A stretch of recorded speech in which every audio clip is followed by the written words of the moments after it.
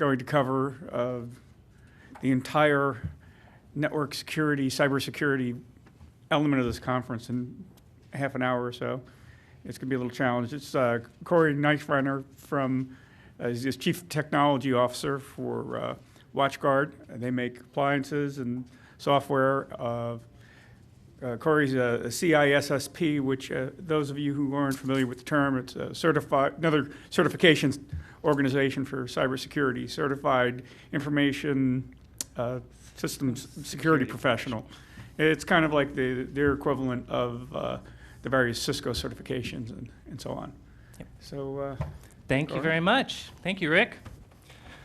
Thank you, everyone. Again, my name's Corey Knifreiner. I'm the CTO of WatchGuard. I was about to say Director of Security Strategy and Research, but I just got a promotion, so I guess I got to get used to CTO now. We'll see how that goes.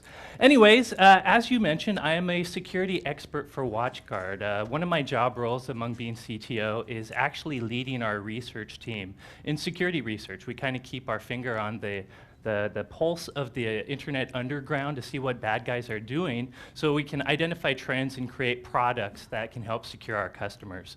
Not here today to talk about our products, but if you haven't heard of WatchGuard, we make what's called a next generation firewall or unified threat management device. So it's a network-based device that has many, many different layers of security in one easy to manage appliance.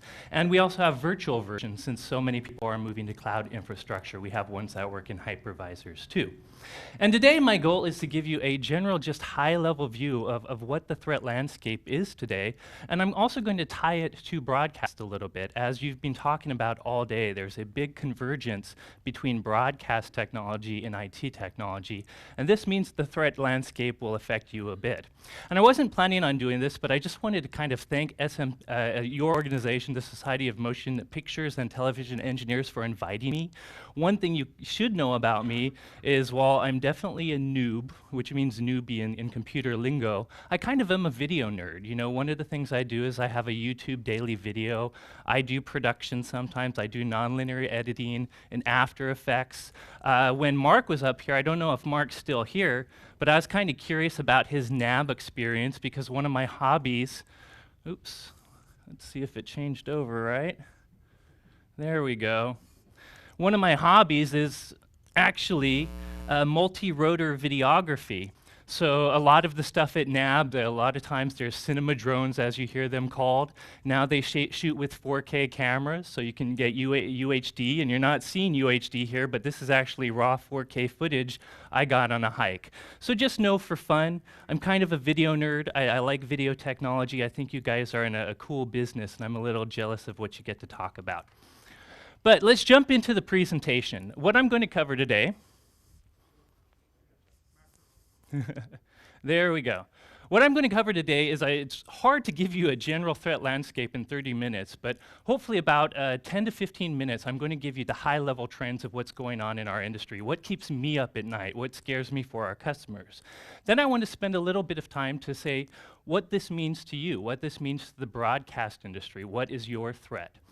During that time, right at the end of that, I also want to talk about some of the most common, very easy attacks.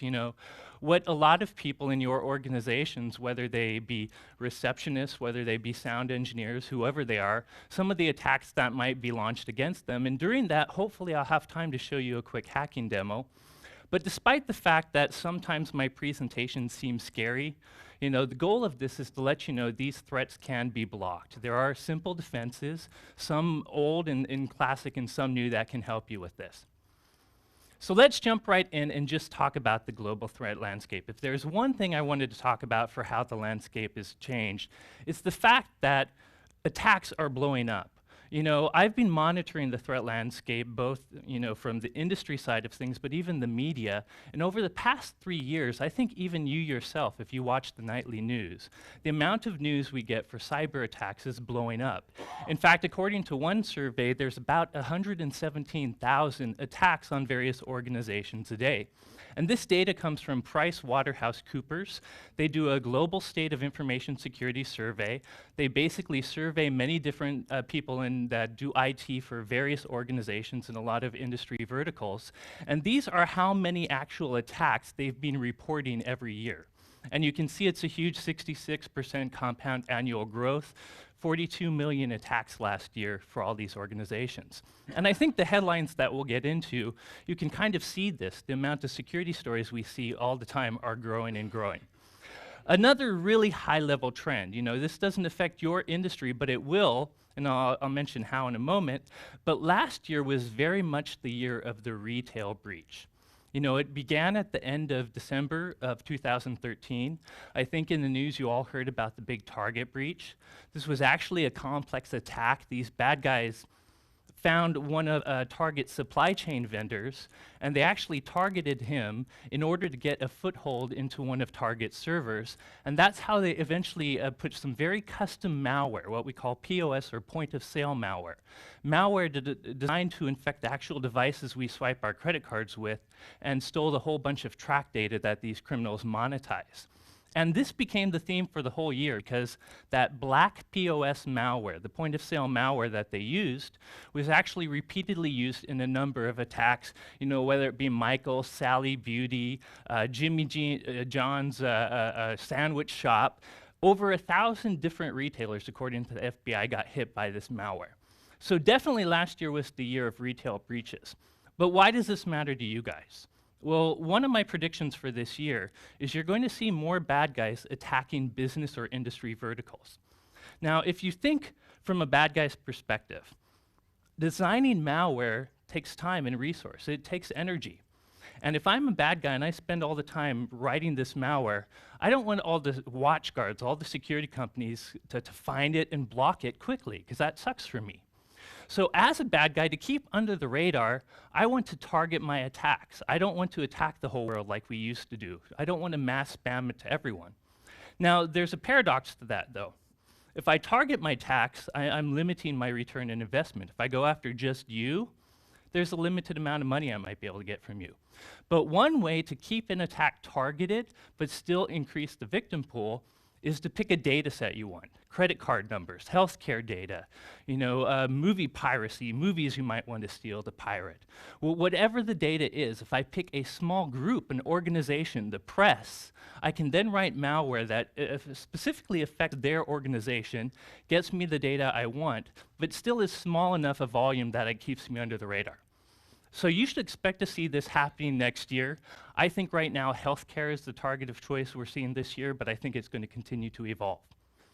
So another big trend, now I'm curious who outside my industry has heard the term. Have anyone heard of APT before?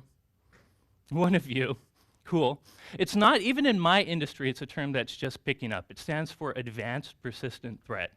And what it represents is a new type of attack that's really, really sophisticated. Old malware, there's all kinds of different malware, from viruses to Trojans to botnets. Old malware was actually not very sophisticated. The stuff I saw 5 years ago and for the 10 years before that, pretty simple stuff. Its communication was wide open, clear text. It used very basic techniques like putting executables right in emails for users to click on. It didn't try to hide itself. If you think of Hollywood malware, you think malware that cleans up its tracks and hides itself really good. Old malware didn't do that. If I were to summarize APT attacks, or these advanced persistent threats, they are the Hollywood of malware. What they have is three basic attributes. One is they're targeted. The guys that are writing this malware write it for a very specific purpose and goal in mind. That means it's more customized so it can be sophisticated in ways that work particularly against you. Part of that is just using something called zero-day attacks. It's more advanced. When I'm taking over your computer, I have two options. One, I can try to trick your users into doing something so I can take over your computer. Otherwise, I have to take advantage of a flaw in your system. Maybe you use Adobe's After Effects, and maybe there's a media parsing vulnerability that when it opens the MP4 file, if there's some overly long metadata, in one of the fields, the program crashes. To an attacker, that's gold, because that memory corruption crash usually allows them to execute code and do bad things. So if I can find a zero-day vulnerability, which means a flaw in software that no one's discovered before, Adobe doesn't know about it, so they haven't patched it, I can then maybe send you a file that is something you use in your normal workflow, and your user will then click on it, and I can take over their computer with it. Now, a zero-day attack, finding a zero-day software vulnerability, something the good guys don't know about, is rare. You normally don't see that a lot. These bad guys are normally using vulnerabilities in software that are sometimes 2, 3, or more years old. Vulnerabilities in products that if your IT organizations patch their software, they should have fixed a long time ago. But these APTs use the zero-day malware, or vulnerabilities. The final thing about APTs is they're designed to be persistent. Once they get on your network, they use a lot of sophisticated tricks. One thing is called a rootkit. You know, there's ways, if you know how low-level programming and you can gain access to the kernel, where you can kind of do the Jedi mind trick on Windows. When Windows is looking for files in a directory, you can say, the file you're looking for is not here. And you can fake them out, and you can do it the same for network connections and things like that. This more advanced malware is using those advanced techniques that the research community has known for a long time, but we haven't seen in the real world until now. And what motivated this, by the way, is I don't have time to go through this timeline in full, but how many of you have heard of Stuxnet? Almost everyone. Well-known piece of malware. It was designed by a nation-state, state-sponsored malware. It eventually infected a Windows computer for an engineer that was in NATS, Iranian uranium enrichment facility. Say that 4 times fast. Anyways, it infected a Windows computer, but then it was looking for specialized software. Once it infected that computer, it wasn't just looking for normal IT software. It was looking for Siemens, or Siemens, however you pronounce it, PLC programming software. PLC is Programmable Logic Controller. And the reason it wanted to find that software is once it found that, it knew it was on your PLC engineer's computer. It would then infect that computer with very specialized malware. When the engineer took it onto the factory floor to reprogram a centrifuge, it actually infected the PLC board on the centrifuge. And long story short, they damaged a bunch of centrifuges, or they made them so they couldn't get, 96 weaponized grade uranium. So super, super sophisticated stuff. And if you haven't heard, we probably made this in partnership with Israel. So we have probably our government to thank for this. And this is continued, this is when Stuxnet came out in 2010. This is continued with other different nation-state malware campaigns that have been discovered later by security researchers. And it turns out these malware, like Stuxnet, probably existed till in 2007, but it was so sophisticated it was under the radar of even the security researchers. So why does this matter to you, right? If you're a typical, even if you're the press, now the press does have some political connections, so there's that. You're like, okay, yeah, nation-states are attacking each other, who cares? The problem is trickle down. These sorts of advanced attacks are now changing to criminals doing them against private organizations. And I think one of the first ones affects, maybe not broadcast press, but the New York Times was infected by allegedly China because of their Tibetan politics and all the articles they were doing on that. They found very sophisticated malware on their systems, and the whole goal was cyber espionage, just to listen to certain types of emails to see what was going on. And again, target is, again, an attack which uses more sophisticated techniques. So the main takeaway here is these nation-state actors, while they may not directly target you, their techniques are trickling down to criminal organizations. And I have exact examples of this. Zeus, you've probably never heard of it. It's something called a banking botnet. It infects a whole bunch of consumers' computers. The botnet means the bad guy can control these computers at once, and he has software that looks for when they log into Bank of America online, tries to steal their credentials to monetize it. It's been around for years and years. It's been doing this in the background for years and years. When the good guys, when Symantec did a big research paper on Stuxnet, when they did it got leaked, we did something called decompile it. So in programming language, we looked at exactly what it did. We as researchers said, hey, look world, here's exactly what this is. This is so sophisticated and so interesting. Sounds like a good thing, but the bad guys were like, oh great, you just shared the 4 different zero-day vulnerabilities Stuxnet used, so immediately they started using the zero-day themselves. They started copying a lot of the fancy tricks that this malware, that the more advanced malware does. So my argument is the organized crime behind most criminal malware, they're not the most sophisticated folks, but they're opportunistic folks. So when the sophisticated malware does come out, they will copy its techniques. They will do what works and they'll make more money, and they're doing it right now. So that's APTs. The one last thing I want to show you right here is, just to show how easy it is to become sophisticated without having knowledge, there's now what's really called a malware as a service underground, where bad guys they're writing malware. They're writing point-and-click exploit kits that they sell on the underground for $200. So one of the things they sell is something called a cryptor. And basically, if I write a virus, most security is based on something called signature-based detection.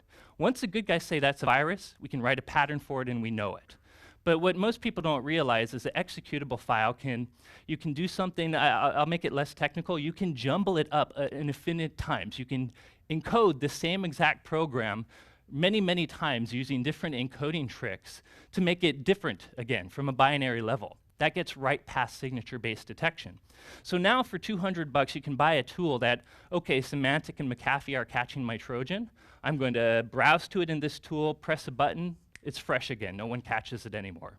The malware hasn't changed, but the tools made it get past signature-based detection. So there's a ripe underground that's spreading this type of, I used to have to code and be able to hack to show you a hacking demo. Now it's all point and click. It's so easy.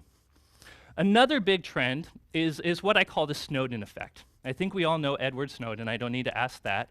Whether you think he's a hero or a traitor, one thing is true. He showed the world at large that people can pay attention to the traffic that goes across wires. Even MPLS, that's some carrier's wire inside their network, it's still eventually going over routers where people can potentially hook in and see what's going on.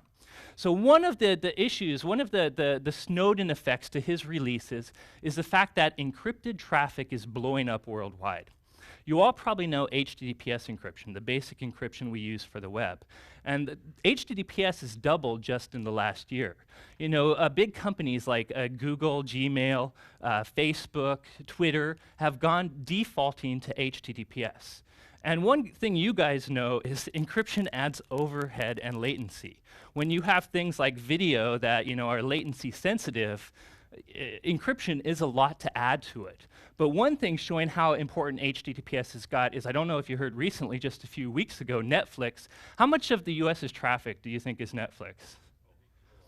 34 to 35% is the last I heard. Ton of traffic.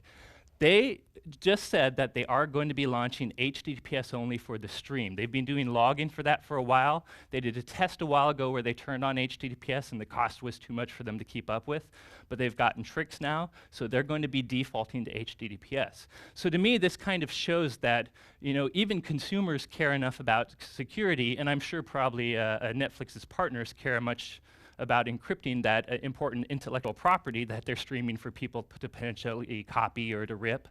But anyway, security is important. You're going to have to think about not only making sure that you can pass your video over networks with no latency, but to encrypt it too so that people can't actually steal it. We're seeing a ton of this.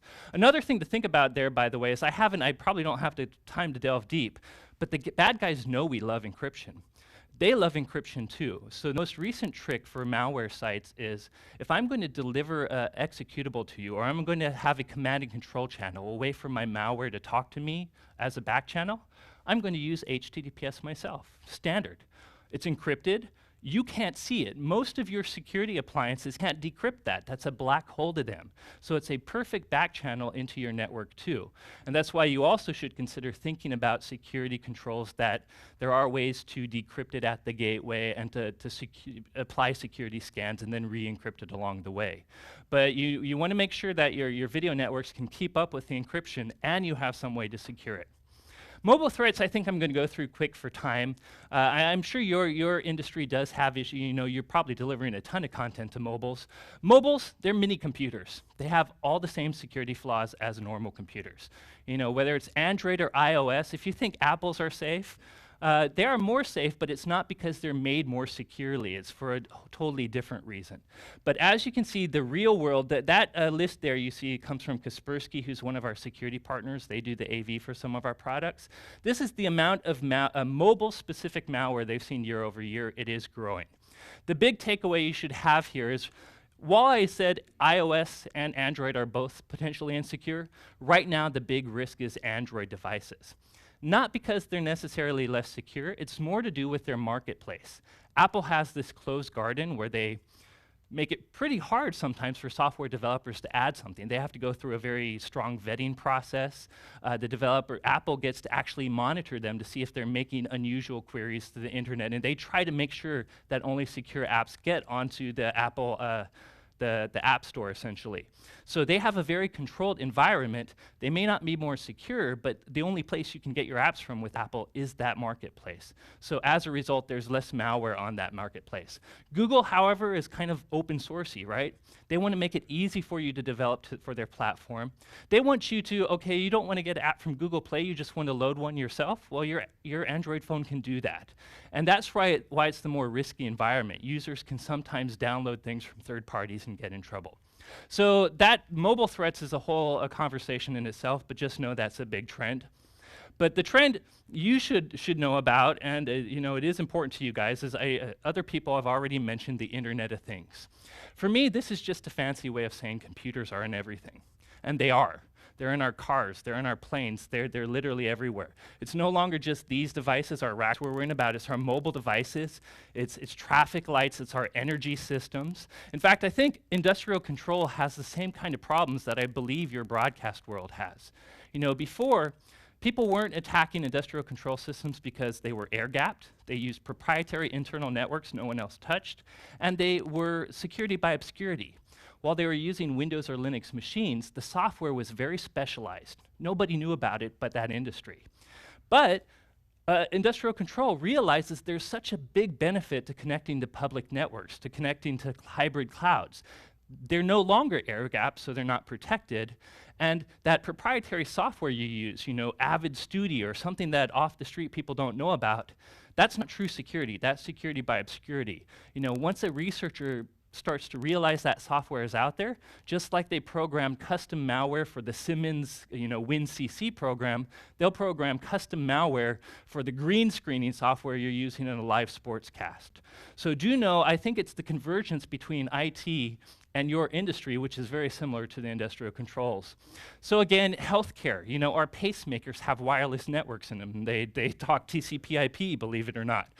Gaming systems, our fridges that can order stuff from Amazon. And finally, for you guys, your control room is a network. CNN, their fancy virtual studio with robotic cameras that are automatically doing custom moves, cool stuff, I love that stuff.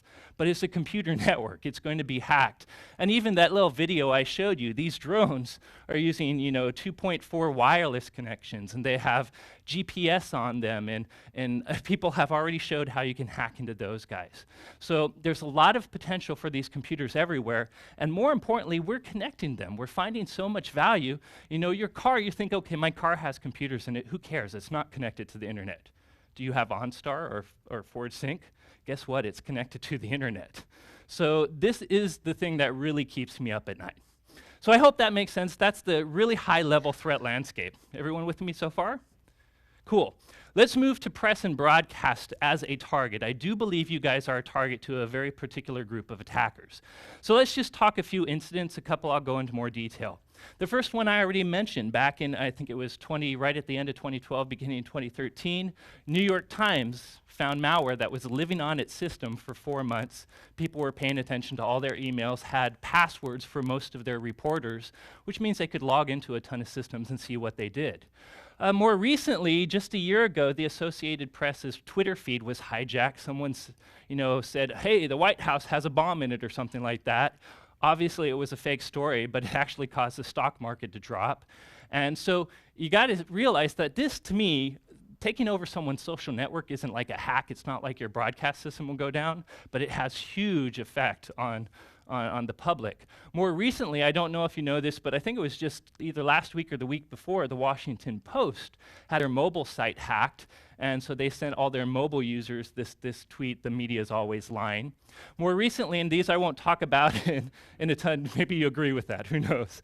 I won't talk about, I'll talk about in more detail in a second, the Sony Pictures breach, which I think you've heard of, and the one I think is most for your industry, I don't know if you've heard of the TV5 Mond hack. So let me talk about that in a second. But before I do, to talk about why I think bad guys are targeting you, you kind of have to break down the hackers or the bad guys into different profiles. I think right now there's 3 general hacking profiles. There's the hacktivist. I think you can just kind of grok what that means. You know what an activist is. These are bad guys that use technology to try to get a message across. And I think they're more dangerous than activists because the big problem with the cyber threat is it's asymmetric. One person with the right knowledge can actually have a huge amount of power, on bigger organizations that trying to get 50 activists together to do some sort of oil protest is probably hard work. But for one guy to actually, hack and deface their website and get his message out is pretty easy. So these guys are definitely one that press and broadcast have to worry about. A lot of those Twitter hacks are these sorts of guys. Cyber criminals, I think you can kind of guess what those guys are. 90% of the rest of the world, they have to worry about those guys. These are the guys that just want to make money. They're going to go after banks. They're going to go after retail. They're going to go after your grandma just to steal her banking credentials. And they have all kinds of neat new ways to monetize. I'm not sure how much criminals will target the press. I don't know how you monetize press and broadcast, other than, of course, wares, pirated movies. So piracy is probably a big concern as you're sending video over networks. The final ones are the nation states, which we already talked about. Our government, China, Russia, UK, many governments have built not only cyber defense teams, but red teams, teams that are designed to actually do offensive operation. They're buying zero-day vulnerabilities, so they're buying unpatched flaws that no one knows about, and instead of telling Microsoft so Microsoft can fix them, they're holding on to them for use in cyber war. I hate that term, but those type of operations. I do think nation states, press, most of the companies I deal with, they don't have to worry about nation states directly other than the trickle-down effect of the sophisticated malware. But press may have to worry about nation states. I mean, certainly in the New York Times case, there was some of that. So nation states and hacktivists probably are the ones that affect your world the most. Sony's pictures breach. This was the big mama. How many people have heard about this? Almost all of you. So I won't go into a ton of detail.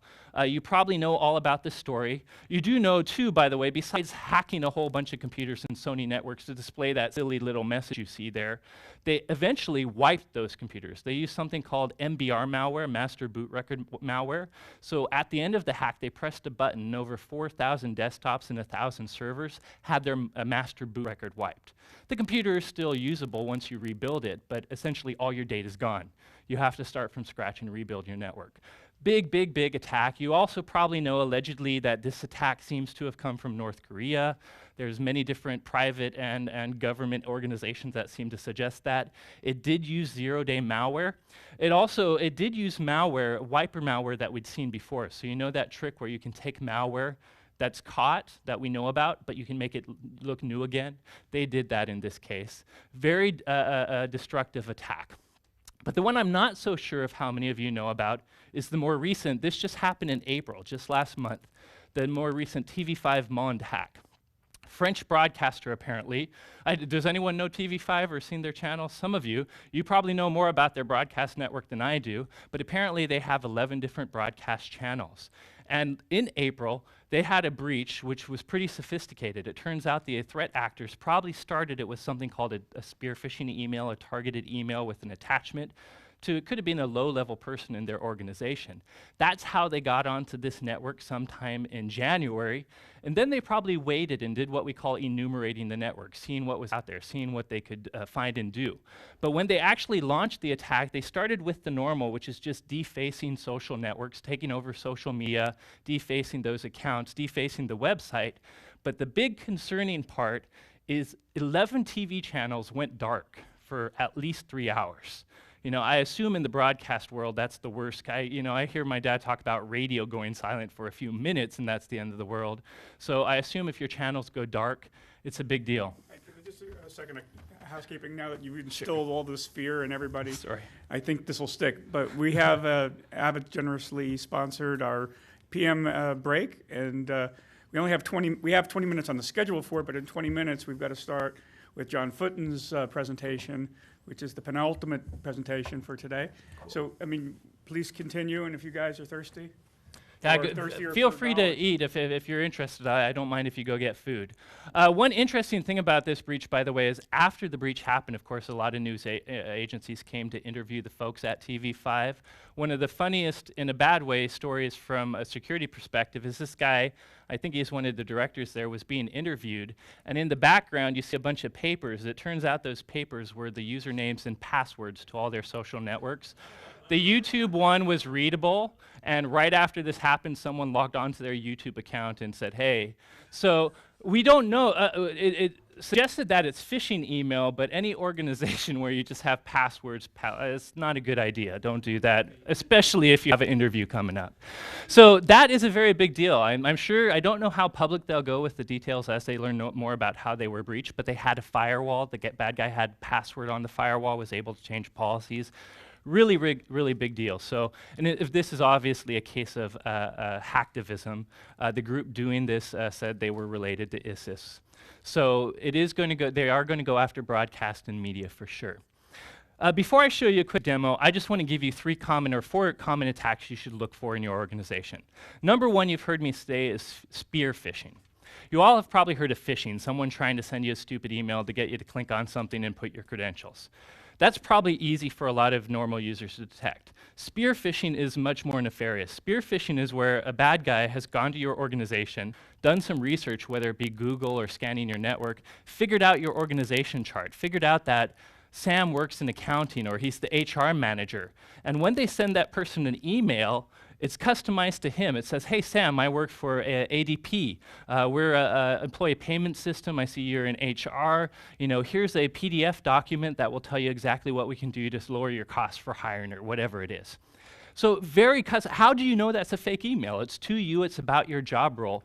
Most importantly, it's a PDF attachment. You know, I think users nowadays know that if you get an executable in email, leave it alone. But people think documents are benign. They're not. Video files are not benign, because if I find a vulnerability in what parses that document, or I find a vulnerability in the Windows Media Player or VLC or QuickTime, that document then becomes the thing that allows me to forcefully execute code on your computer. So be aware of those. Obviously, many of you don't work in your IT organizations, but if you did, or if you could talk to them, recommend that they train all their users how to detect these more nefarious targeted phishing emails. Another big attack, I won't talk about a ton because I do want to demo it for you, is a drive-by download attack. Has anyone heard of that? A couple. It's kind of an industry term for basically, if you go to a website, if there's a vulnerability in your web browser or the hundreds of programs that plug into your browser like Reader and QuickTime and everything else, just you going to the website allows me to forcefully execute code on your computer if you haven't patched. You don't even know. You just go to a website, pow, you're infected. Drive-by download attack. Another common advanced attack nowadays that correlates with this, and you'll see it in the demo, is something called a watering hole attack. I think we all, you know, if you imagine the Serengeti, if I'm a lion, I'm hungry, I want dinner.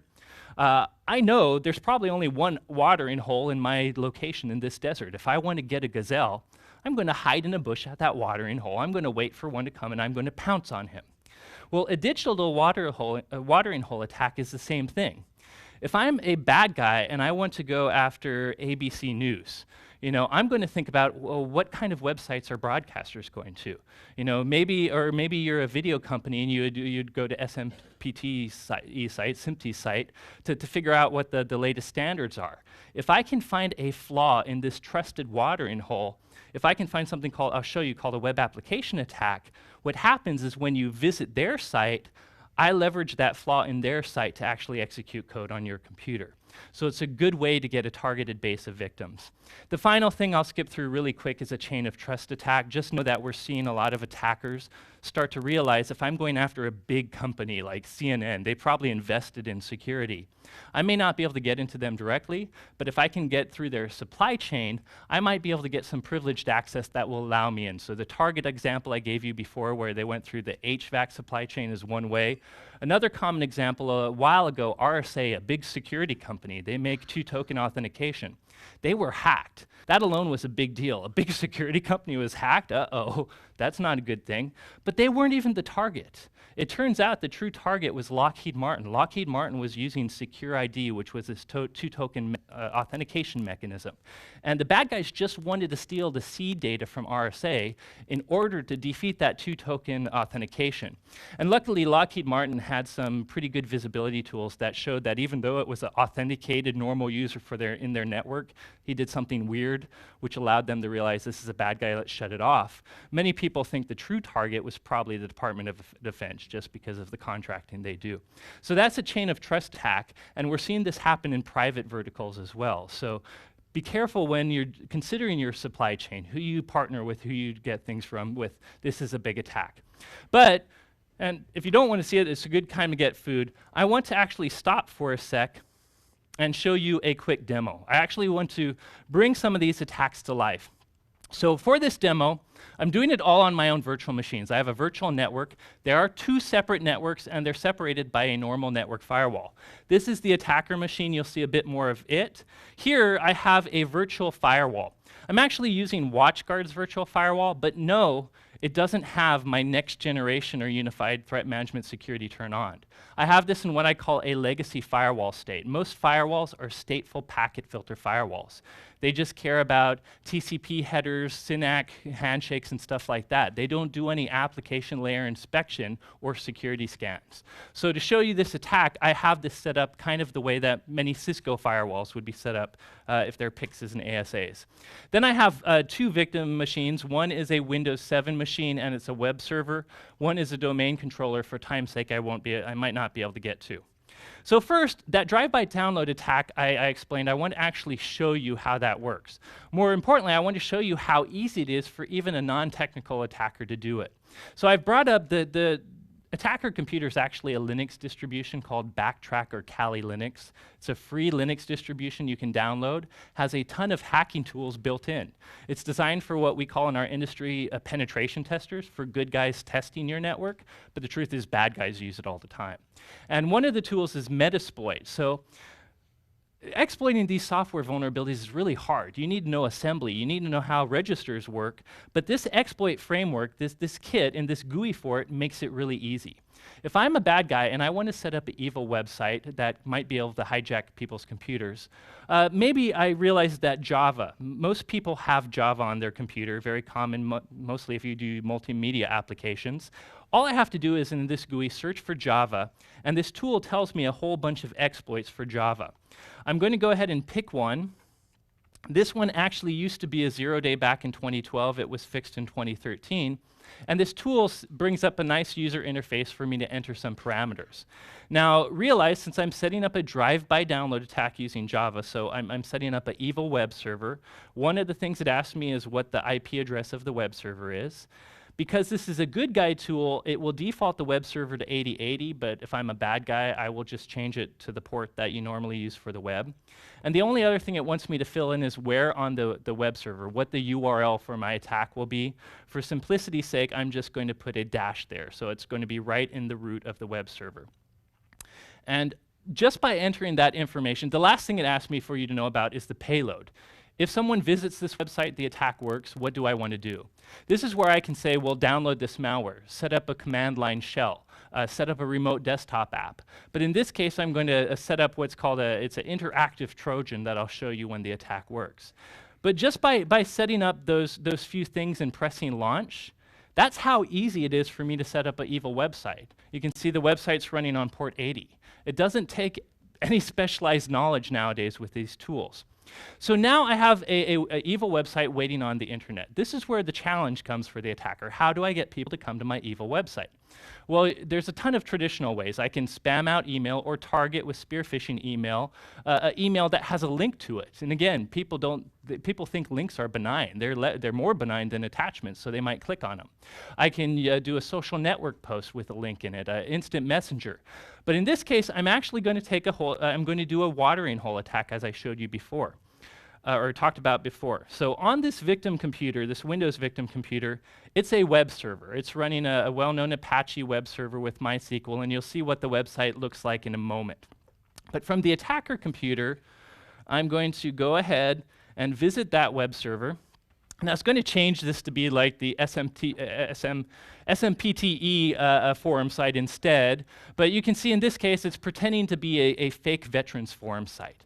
And this could be any site that takes user input. This could be Facebook where you post comments. This could be a forum where you post messages. Any site that takes user input is a web application. And I think you know how these websites work. Like if I click on post on the forum and say, hi, SMPTE, I press submit, my thing's going to show up somewhere on the forum or on my Facebook wall. What most people don't realize is this is a web application. Some software designer had to create the application to take the user input, put it in a SQL database on the back end, so when someone else comes to see what I said, it makes a SQL query to take that input and show it to you here. And what a web application, when I keep saying web application flaw is, if the coder that made this application doesn't use some basic secure coding practices, if he doesn't do it in a way that protects him from user input that might be bad, it gives bad guys the opportunity to do things. And in this case, rather than typing a normal forum message, you see me type a little bit of script. This is just web JavaScript. And when I press submit, you'll see something happen. It's not going to seem scary at first, but instead of posting something, we have a pop-up window. And the reason is, because this is a badly designed site, this website is interpreting that code as its own web code. And this is called a persistent cross-site scripting attack, meaning anybody that ever comes to that site is going to get that pop-up. That's a very bad thing if a user can put code onto your web server and it will run it. So I know this example doesn't seem scary. This is how researchers demonstrate these attacks. But what I'm going to do now is I'm going to reset the database of this particular web server, and I'm going to show you how a bad guy weaponizes this attack. And I'm going to cut and paste a little bit of text. We're going to go post to the forum again. This time I'm going to post something slightly different. I don't know if you can read this, and if you don't know HTML, don't worry about it. But do know I'm using something called an iframe. It's a legitimate HTML tag that allows you to put frames on your page. Great, cool, useful thing. Bad guys love iframes, and they love them for two reasons. One, I can make a 0 width, 0 height iframe. That's an invisible pixel on your website. Number two, remember where we're going here. How do I get bad guy or people, victims, to get to my website? An iframe can redirect. So what I've just done when I press submit to this is I've now buried code on this web server that will redirect everyone that sees this page to my evil website. And you can't see it anywhere. You just see this blank line. Does that make sense so far? So let's see the results. First, I'll go back to my attacker tool. We can actually see one user has already visited this was the attacker computer. When I injected that iframe, was forced to go to the site, but the attacker computer is not running Java, so it's safe.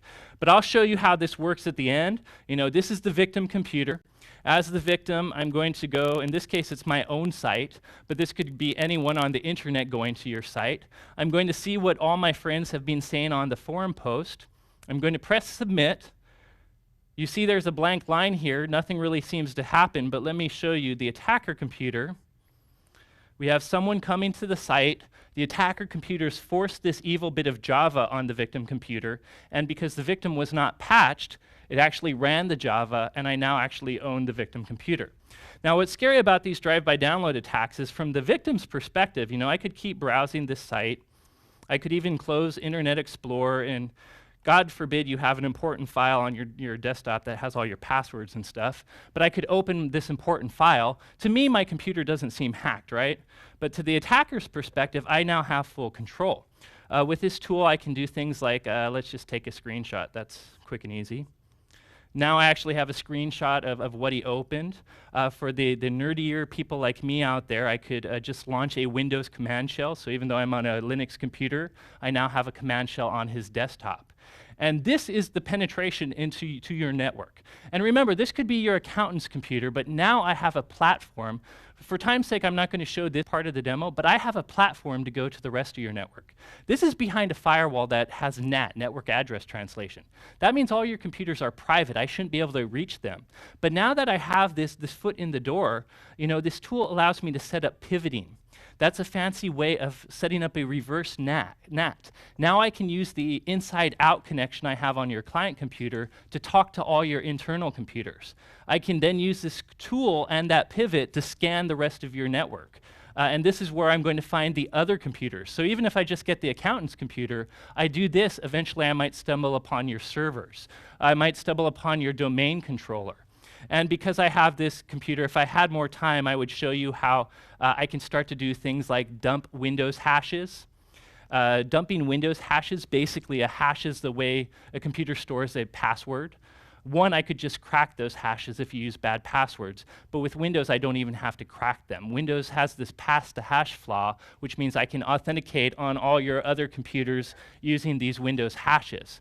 So in the longer version of this demo, which I don't have time to show you, I could actually then log into your domain controller.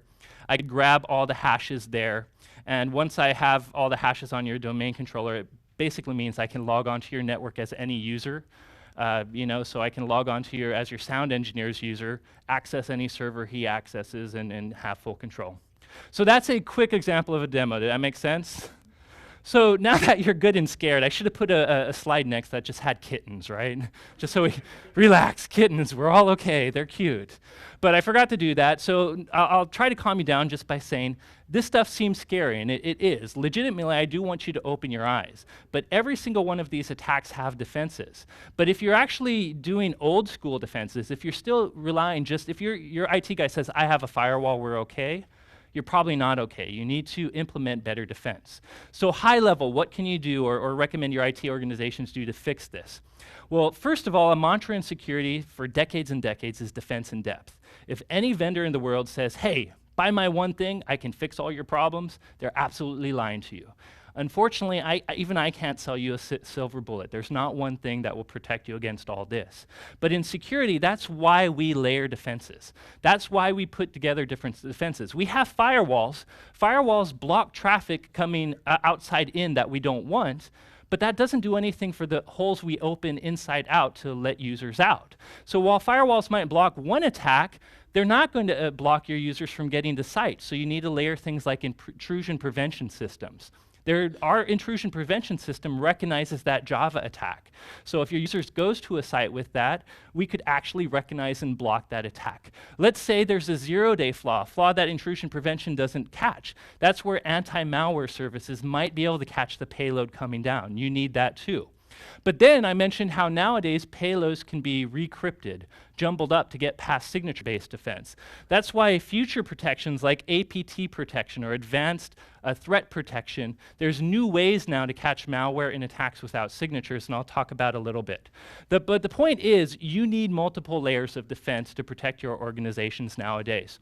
A new interesting way to talk about this is the cyber kill chain. Lockheed Martin first released the cyber kill chain, which is basically the 7 different steps to a network attack. I've actually changed the cyber kill chain a bit to remove one of their steps and add one. But I'll explain this in a second. The reason I bring up cyber kill chain is it's a good way to think about defense. The kill chain started in the military, where a Navy guy said, okay, if we're going to attack a sub, we need to do reconnaissance, figure out what that sub's weakness is. Once we identify weaknesses, we can weaponize, we can figure out some weapon that will go specifically after that weakness. Then we'll deliver it, and then if it's successful, we've done our job. If not, we can re-go through the process. Lockheed Martin's cyber kill chain was the same thing from an attack perspective. If I'm a bad guy, the first thing I'm going to do is recon on your environment. I'm going to try to learn about you. Now, I want you to think about the cyber kill chain as opportunities for defense. There's no way to totally stop recon, especially for broadcasters that have public networks that you have to get your name out there. But there are things you can do from a network level that make it hard. For instance, one of the technical ways, once a bad guy knows that NBC's network is this range of IP addresses, he can start doing IP and port-based scans to try to learn about your systems. There are security controls like what WatchGuard has that detect port and IP scans. So if someone's going to start touching and poking at your network, they're probably up to no good. We can then block them immediately. Another thing a bad guy does is, okay, he finds out some small video company has a website. He wants to know, okay, are you running Apache, IIS? What is the web server? What plugins does it have? The reason he wants all that detail about your website is because he needs to know the vulnerabilities he can leverage against you. The good thing with products like ours is we have something called server header masquerading. You may not realize this as a user, but every time your browser talks to a web server, the web server very friendly says, "Hi, I'm Apache version 123, and I have PHP." It tells it every single thing about it. So it's very easy for an attacker to figure out what you're running. Our product will genericize that. Excuse me for making up a word, but we'll say, okay, you're not going to tell the world you're Apache. You're just going to say, "Hi, I'm a web server and I'm ready to talk to you." So those simple things that security controls can do, can make it harder for a bad guy to figure out what you're doing.